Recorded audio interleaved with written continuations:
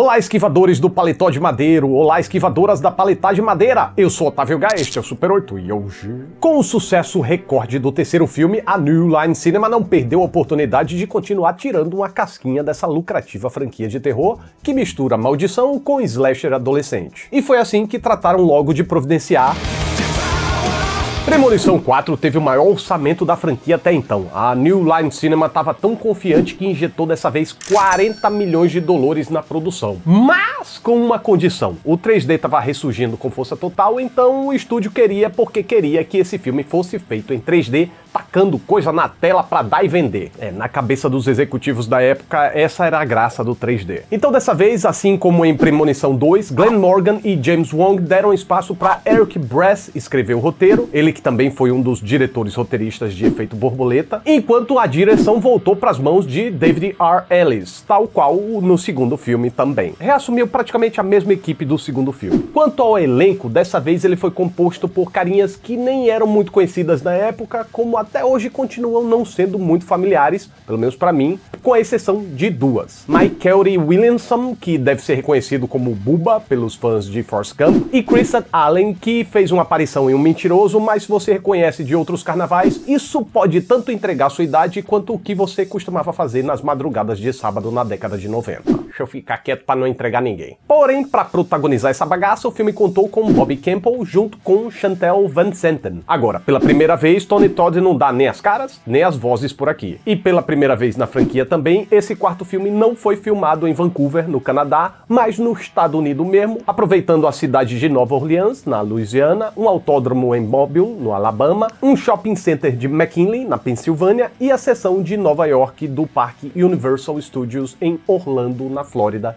para fazer a filmagem do epílogo. Com isso em mente, Premonição 4 foi feito para chegar aos cinemas mundiais em 26 de agosto de 2009, mas por aqui em Terras Tupinicas a gente só pôde conferir o filme a partir de 5 de fevereiro do ano seguinte. E a história, hein? 9 anos após a explosão do voo 180, 8 anos após o engavetamento e 4 anos após o acidente na montanha-russa Voo do Diabo, e novamente se passando na cidade de McKinley, Pensilvânia, a trama começa num autódromo onde tá rolando a corrida da NASCAR. Então a gente conhece a cambada da vez. Esse panaca que grita com desconhecidos, esse racista que tem até tatuagem de suástica para deixar bem clara a sua caricatura, porque só encrencar com segurança George não seria suficiente. Essa mãe zoeira que põe tampões nos ouvidos dos pivete, o misógino narcisista e Hunt. If these guys lose focus for even a millisecond, you're gonna have to scrape them off the fence with a shovel. Of course it's to see a crash. Pessoa legal, né? Pessoa do bem, assim, boa pra ser amiga. Só não me surpreende ele ter uma namorada, a Janet, porque ela passa o filme todo sendo negacionista. Negar a babaquice do sujeito deve estar no pacote. Agora, por que o casal principal, Laurie e Nick, são amigos dele, aí já é um mistério pra mim. Pois bem, esse último é justamente o vidente da vez, e começa naquela neurose com tudo. Com um banco e uma pilastra quebrados, com um CGI bem bonitinho isso aí, um folheto com pilotos mortos, uma camiseta com piada mórbida e com um ventinho sapeca no cangote. Ainda bem que ele não notou que a morte agora tá apelando tanto que é capaz de desatarrachar parafusos. Mas dá muito tempo do carinha pensar demais não, pois logo em seguida o mecânico esquece uma chave de fenda no escapamento de um carro que vai parar na pista. Aí outro carro passa por cima, fura o pneu, dá pirueta e perde a roda que, sem cerimônia, já desmiola logo a namorada do panaca. Rubber, é você? E aí a encrenca se desenrola total. Um pedaço de ferro parte o casal nazi ao meio, a mãe zoeira acaba pisoteada e motorizada, o panaca cai com a muleira num pedaço de banco quebrado e no meio do pandemônio mais gente é estabacada aqui, espragatada ali, como é o caso do casal chato, negacionista e escrotão, seguido imediatamente por uma explosão que tosta o segurança George e a Laurie e arremessa o Nick na direção de um vergalhão. Morreu? Não. Premonição. Aquele mergulho no olho, daí tudo que havia precedido o acidente volta a acontecer e Nick percebe que vai dar chabu, vai dar chablau. Arma aquele bafafá, cai em cima do povo, passa por cima de outro e sai da arquibancada levando consigo uma galerinha. E aí quando o pessoal tá lá fora, o acidente de fato acontece, o nazi tenta voltar pra salvar a namorada, mas o segurança não deixa e enquanto discutem, vem um pneu e vrau! Pense num pneu decidido a desmiolar a namorada do panaca. Nossa, mas aí olha que coisa gráfica, que coisa horrorosa. Não deu pra ver nada, porque a gente teve teve que bloquear tudo, porque isso aí tá bem convincente, diferente dos vários CGIs que a gente tá vendo. Mais tarde, o noticiário contabiliza 52 mortes nesse acidente. E se os protagonistas dos 2 primeiros filmes tentavam continuar prevendo as ameaças, atentos a sinais triviais do dia a dia, e os do terceiro usaram fotos para isso, o protagonista Nick aqui tem visões nítidas de objetos 3D saltando na tela. E a primeira é essa aí, ó, porta vermelha, cruz, ferradura, corrente e gancho. Olha... Criatividade foi dar um passeio e não voltou. Depois disso, nessa mesma noite, como o nazi escroto botou na cabeça que poderia ter salvado a namorada se o segurança não tivesse impedido sua reentrada na arquibancada, e também cheio de mé nos cornos, prepara uma revanche queimando uma cruz na frente da porta do George. Mas dá certo não. A morte tranca o carro guincho do maldito, inventa um jeito de dar partida e tirar do ponto morto, e quando o carro vai descendo a rua sozinho, solta uma corrente de combustível, fazendo o imbecil ser preso, arrastado e pegar fogo até que...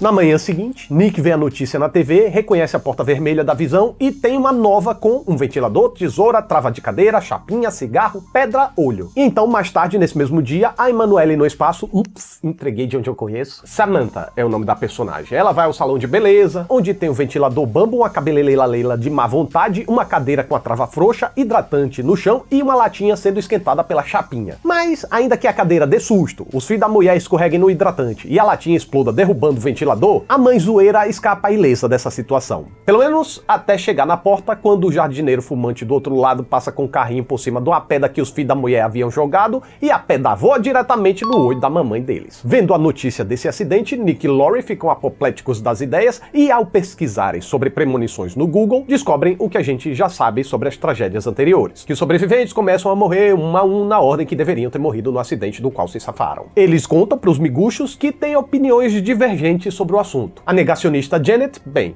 nega. E o babaca Hunt aceita, mas como ele acha que tem pouco tempo de vida, resolve aproveitar sendo mais babaca. Depois que ele sai, vem mais uma visão, maçarico, cabo de aço e um cilindro. Mas sem lembrar da ordem das mortes, o Nick não consegue ajudar, então ele e a Laurie vão ao autódromo para ver se ele consegue refrescar a memória. Não dá certo, porém, ao serem abordados pelo segurança George, eles contam tudo e vão juntos dar um bizu nos registros das câmeras de segurança. Assim, Nick consegue se lembrar que o próximo seria o Panaca, que, a ver pelo casaco, trabalha como mecânico ali perto. Hey, maybe if we can stop this mechanic from getting killed, we can break the chain. Eu acho que não, né? Mas fica à vontade aí pra tentar. E lá vão os mocinhos tentar salvar o mecânico Panaca. E até encontram o cara, até conversam com o cara, até parece que o cara quase vai morrer atropelado, mas um cabo de aço segura na horinha. Mas não tem jeito, pois o cabo se solta, bate no cilindro, que atropela o homem e faz ele ser picotado na grade. Mas, hein? Tinha nem velocidade, nem força pra isso, que física doida é essa, gente? Mas foi isso aí que a franquia se tornou, né? Tá cada vez mais absurdo e a gente vai comprando pra ver o povo se desgrumelando das formas mais implausíveis possíveis. Agora os próximos são Janet e Hunt, que na premonição morreram juntos. Por causa disso, não tem como assegurar agora quem morreria primeiro. Diante disso, Nick vai atrás do Hunt, enquanto Laurie e George caçam a Janet. Nick dá uma olhadinha no letreiro de parque aquático e tem mais um vislumbre. Moeda molhada, medidor de pressão, ensaboamento, caixa elétrica, cano estourado e tubulação. Mas que quebra-cabeça é esse? Ele pensa. Com essas informações, Nick deixa um recado na caixa de mensagens do Hunt para ele ficar longe de água, mas é tarde demais, pois o cara tá curtindo a vida doidado num piscinão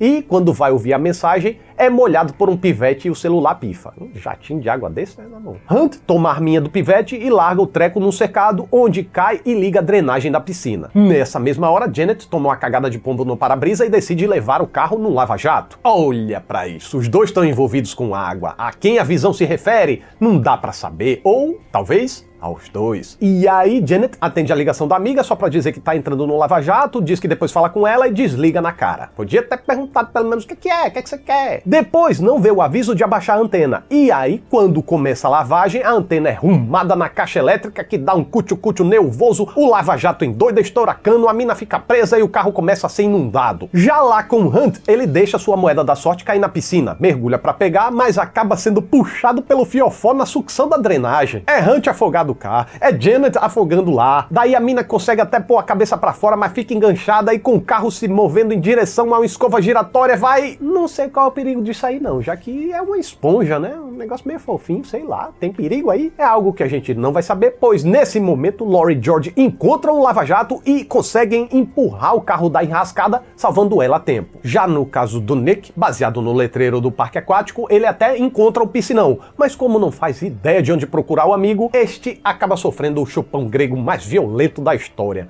É puxado por dentro assim, murchado...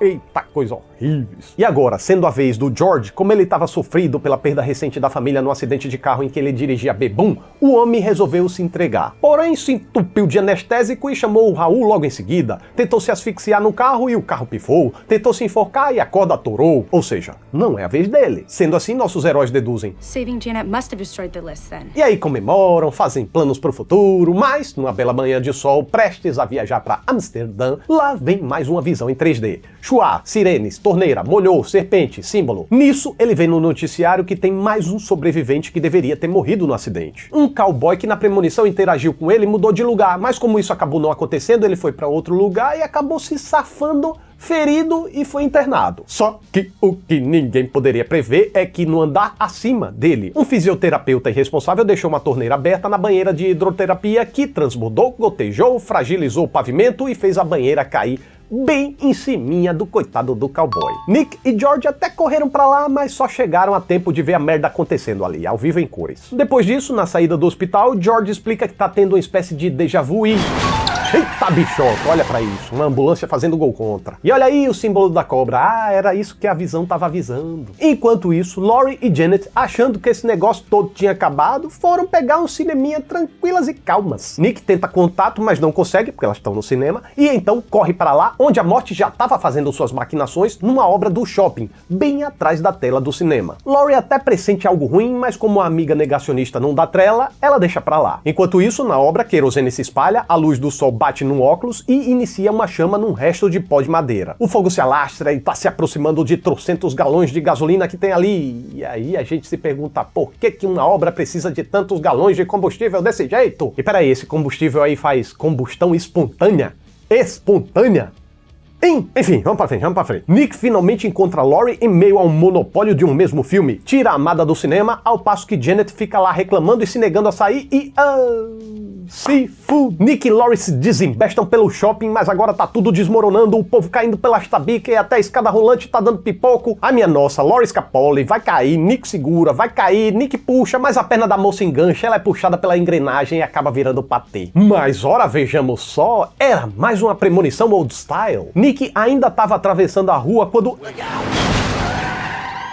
Coitado do Buba, morreu de novo. Mas, pelo menos, Nick agora tem uma nova chance de salvar o povo dos shops. Para isso não adiantava salvar o povo individualmente, era melhor impedir o incêndio. Chegando lá, tenta o alarme, não funciona. Tenta o extintor, não dá conta. Tenta pisar, mais uma fagulha safada escapa e acende o fogo no outro lugar. Nesse momento, uma pistola de pregos cai e dispara, prendendo Nick e acertando um galão de gasolina que começa a vazar, mas antes que o líquido conseguisse espontaneamente alcançar o fogo, Nick malemolentemente ergue uma madeira chamuscante até o sprinkle de água que detecta a fumaça e apaga o fogo a tempo. Mas tudo isso só pra 2 semanas depois, Nick encontra Lori e Janet numa cafeteria, onde tem um forte pressentimento de que talvez não tenham mudado nada, e estar ali, naquela hora, poderia ser o plano da morte desde o começo. Então, uns cabra lá fora derrubam um andaime, um caminhão desvia e... Ixi Maria. A animação em raio-x sugere que Janet foi espragatada, Lori decapitada e Nick jogado com tudo contra a parede. Mas pera, porque a gente precisa fazer um tira-teima aqui. A ordem das mortes na premonição do shopping tá errada e tá errada aqui de novo. Mas pense comigo, se a morte pulou a Janet no lava-jato, os próximos seriam Lori e Nick, e só depois voltaria pra Janet. Mas na premonição ela morre primeiro, depois a Lori, e aqui na cafeteria de novo não faz sentido a Janet ser a primeira dos 3. Ela deveria ser a última. Mas fazer o quê, né? Ficou assim mesmo e fim de filme. Vamos lá agora pras curiosidades?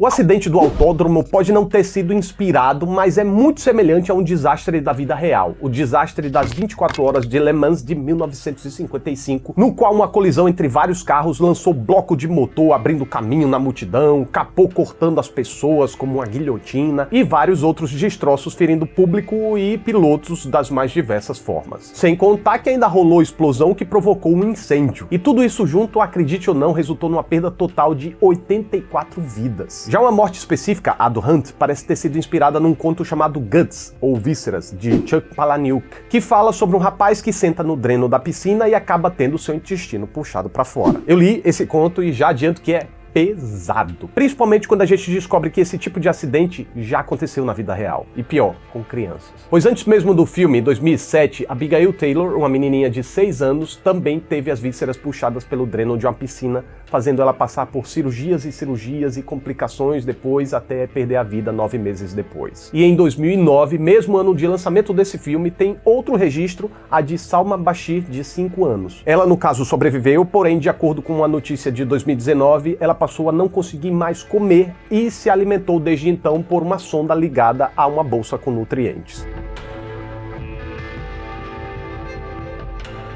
Quanto à morte da Samantha, com uma pedra atirada por um cortador de gramas, eu não achei um registro real, mas ela foi atestada como possível pelo programa Caçadores de Mitos. Agora, deixando esse clima pesado de lado, vamos voltar às futricagens fictícias da franquia. Pois, como de hábito, esse filme não perdeu a oportunidade de repetir certas marcas, como é o caso da alusão ao mochila de criança no acidente inicial, o carrinho 666 no aeroporto,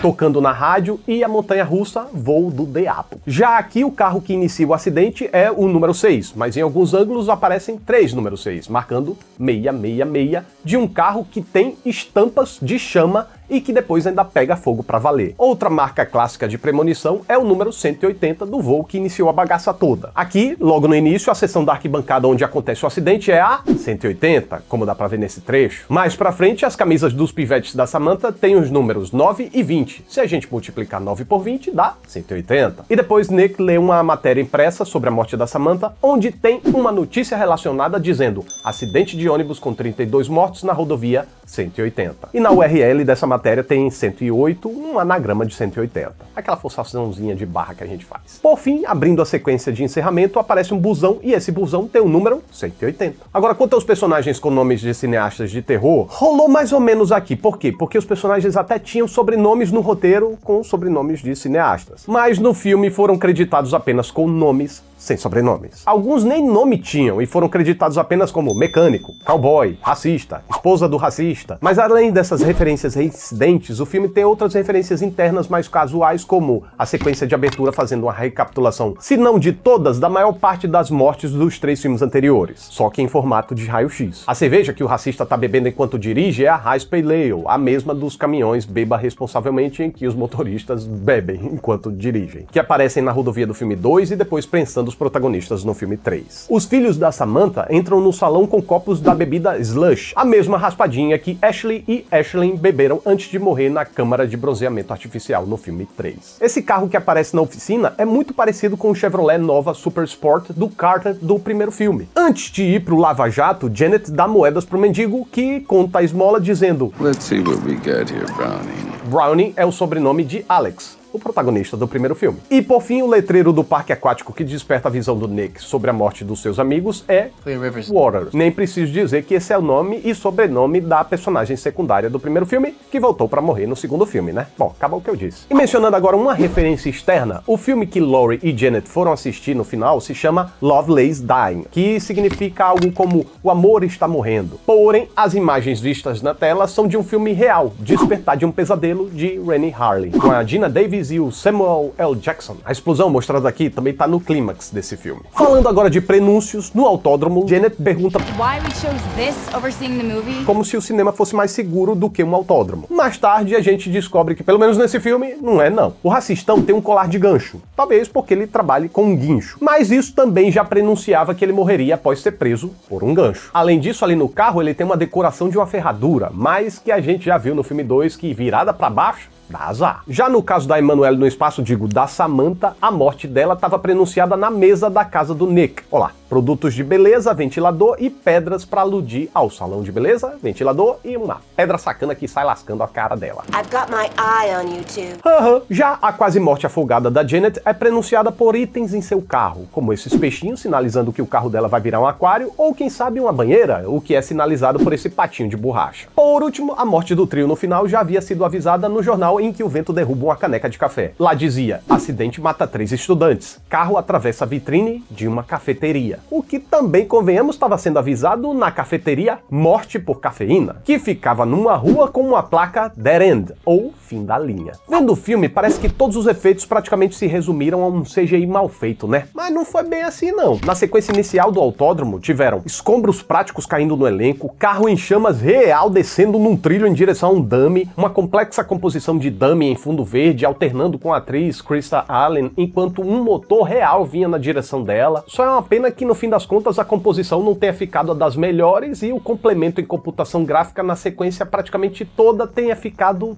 muito risível. Por isso, melhor o filme se saiu quando não precisou desses complementos, como é o caso da morte do Hunt, na qual o ator teve que filmar debaixo d'água por 3 dias. E também a morte do racista. Ali o próprio ator foi puxado com os pés em chamas. Agora, depois que o corpo todo pega fogo, ali foi um dublê substituindo ele, todo lambuzado de gel de proteção e vestindo uma roupa especial. E na hora da explosão, era um dummy ali perto. E os cabras botaram pra explodir mesmo, numa rua aparentemente normal. Já o trecho do shopping, o povo voando, sendo puxado por cordas e os estilhaços acertando os outros, numa mistura de CGI com maquiagem, ficou bacana. Mas a explosão digital não bateu com a iluminação geral da cena, né? Mais pra frente, na mesma sequência, composição pra preencher tela verde, cagada. Já atores lidando com escada rolante traiçoeira e só na hora H a atriz Chantal Van Zandt sendo substituída por um dummy que seria triturado, aí foi super topster. Tal como acontece com as demais partes, existem finais não utilizados nesse quarto capítulo. Num deles, todo aquele lance do shopping não se trataria de uma premonição, mas de um acontecimento real. E depois da Laurie ser moída, o filme terminaria com Nick sendo puxado pela engrenagem também. Mas aí rolou aquela exibição teste, na qual o público não aprovou muito por achar tudo abrupto demais, e então eles vieram com a ideia do epílogo na cafeteria. Já num outro final completamente descartado, Nick tenta convencer as moças a saírem do cinema. E enquanto elas ficam ali meio que sem saber o que fazer, ele vai na construção, vê que o fogo já tá avançado, não teria como apagar, e então ele pega um cilindro de gás, se joga pela janela, explode na queda, mas isso faz com que o shopping seja evacuado antes da explosão acontecer. Já na rua, Janet diz que Nick foi um herói, e Laurie responde que a corrente foi quebrada. Nisso, uma corrente quebrada cai do lado delas, elas olham pra cima, e um ar-condicionado de shopping cai em riba delas. Só que esse final vai contra as regras da franquia, pois se não for a vez da pessoa, ela não consegue se matar, como aconteceu no filme 2 com o Eugene, e aconteceu nesse filme aqui com o George. E não seria a vez do Nick, já que ele seria o último da fila. Melhor dizendo, ele seria o penúltimo, né? Já que tinha pulado a Janet e ela seria a última agora. Apesar de que, falando nisso, o final oficial, como a gente já viu, também não foi muito coerente com as regras de ordem das mortes da franquia, né? E a contagem das mortes da vez dá 52 pessoas no autódromo, já incluindo a namorada do mecânico que teimava em ser perseguida pelo Rubber, o pneu assassino, depois mais 6 personagens ao longo do filme e mais 3 na animação de raio-x do final. Então soma tudo e deu 61 mortes ao todo. Mas qual delas deveria ser a de destaque?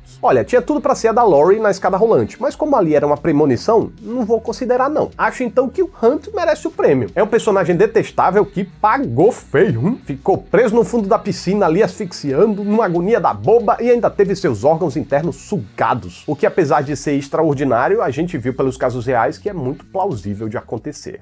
Premonição 4 tá repleto de personagens desinteressantes e descartáveis, pra não dizer aborrecidos e detestáveis. Não que a franquia seja conhecida por fortes personagens, mas se tem um capítulo em que a gente não apenas não se importa com nenhum dos sobreviventes, como torce pra eles se darem mal, é isso aqui, viu? A personagem secundária simplesmente é decorativa. Veio, deu as caras, ficou ali preenchendo a cena, mas não colabora com nada. Talvez só o George seja um com um panorama pessoal que consegue fazer o personagem ser algo a mais. Apesar de que no caso dele falta mais tempo para esse personagem ser melhor desenvolvido. E no caso do mocinho, talvez seja quem mais chega perto de nos conquistar por seu óbvio papel de destaque na trama e pela cara genuína de bom moço que ele é capaz de fazer, mas falta uma lamentação maior, aquele sofrimento, ou medo visceral, ou energia que agarra nossa simpatia e não solta. Ele tá ali, consegue carregar a trama, mas não cativa tanto assim. Então sobra ao filme pegar esses personagens de fracos a deploráveis para nos dar aquele típico deleite de ver ele se escatapimbando. Porém, curiosamente, surpreendentemente, é aí que reside a maior fraqueza de Premonição 4. As mortes são pavorosamente compostas. Na concepção, o filme tenta vender umas ideias que não colam de jeito nenhum por serem muito distantes da realidade, enquanto na realização, o excesso de sangue e vísceras em computação gráfica barata não convence de jeito nenhum. Aliás, não só em sangue e vísceras esse filme não convence. Tudo que inventa de colocar aqui como CGI é uma destreza. E chega a ser curioso que Premonição 4 tem efeitos tão contestáveis, pois a técnica foi praticamente a mesma dos demais filmes. Porém, se a gente pode aprender uma coisa aqui, é que não existe fórmula mágica. Não é que é prático que vai ser bom, não é que é digital que vai ser bom, não é que é misturado que vai ser bom. São as pequenas escolhas do que é melhor para cada ocasião que, somadas, determinam se o saldo vai ser positivo ou negativo. Apesar de que aqui teve um detalhe bem específico, parece que a produção teve muita dificuldade de fazer os preenchimentos de tela verde lidando com filmagens em 3D. As composições aqui simplesmente não funcionaram, apesar de que também os efeitos digitais por cima retocando ficaram meio vagabundos. Ah, e que péssima decisão a de colocar as premonições aparecendo em visões gratuitas, que além de ter um CGI com aspecto de plástico, ainda dá tudo de mão beijada pro mocinho. Ele não precisa se esforçar em nada para tentar entender as mensagens do além, como os protagonistas de outrora fizeram. Já vem tudo mastigadinho pro mancebo, e as entradas e saídas das visões, nossa, que trimelique digital brega é esse? Sem falar que o filme ainda chegou naquela moda do ressurgimento do 3D, e aí parece que toda a realização se concentrou em apenas atender essa demanda, mas daquela forma pobre que realizadores sem inspirações costumam fazer, arremessando ou apontando coisas em direção à tela para dar a impressão de que tá indo em direção ao público. Portanto, infelizmente, Premonição 4 descambou numa trecheira que faz ele mais se distanciar da franquia do que se aproximar. Até porque, bem dizer, mais parece uma imitação de baixo orçamento e não uma obra canônica. Porém, como o sucesso comercial não é sinônimo de qualidade, apesar de ser o pior filme da franquia até então, pelo menos eu acho, ainda assim Premonição 4 foi capaz de alcançar o melhor desempenho de toda a série até o momento, com 187,3 milhões de dólares nas bilhetérias totais, sendo 66,4 milhões domésticos e 120,9 milhões internacionalmente. Por isso, apesar de Premonição 4 ter sido anunciado pelo título original como O Destino Final, por que parar agora, não é verdade? E aí, dona New Line Cinema viu que ainda dava para tirar uns bons tostões dessa franquia. Por isso, na semana que vem a gente ainda vai ver o que rolou com Premonição 5, o último filme lançado até o momento em que eu lanço esse vídeo. Por que eu digo isso? Porque recentemente foi anunciado que o 6º filme já está em produção. Por enquanto, vamos aguardar aqui a revisão do 5º filme na semana que vem. E já pode deixar aí que outra franquia você gostaria de ver nesse quadro, hein? Já é? Maravilha, então. Até lá. Até semana que vem.